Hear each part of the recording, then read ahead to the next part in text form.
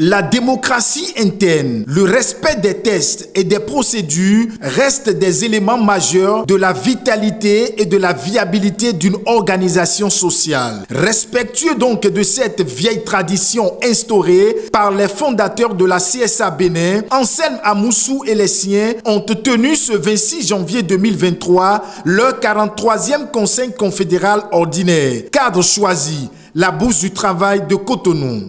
Nous retrouvons donc à ce 43e Conseil confédéral ordinaire pour vivre un moment d'oxygénation démocratique où la parole est donnée aux propriétaires de la CSA Bénin que vous êtes afin d'apprécier en toute liberté et en toute objectivité le chemin parcouru durant l'année 2022 par l'organisation.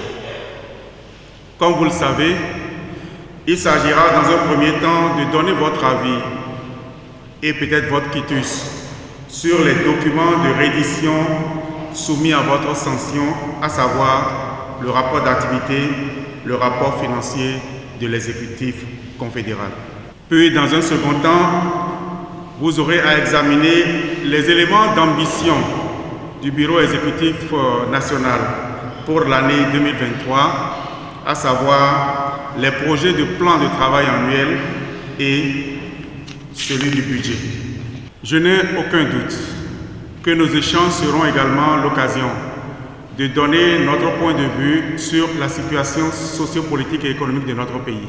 Tour à tour, les responsables à divers niveaux du Bureau exécutif national de cette confédération syndicale ont présenté les documents de reddition de comptes et les projets de plan de travail 2023 de la CSA Bénin. Occasion pour le secrétaire général de rappeler à nouveau les défis pour l'action syndicale. Vous remarquerez que les défis pour l'action syndicale demeurent la cherté de la vie, la mise en œuvre des mesures salariales pour le secteur privé et parapublic, la préservation des emplois pour les entreprises en processus de liquidation, le paiement des droits pour les travailleurs qui, malgré la bataille, ont perdu leur emploi du fait de réformes parfois totalement aveugles, etc.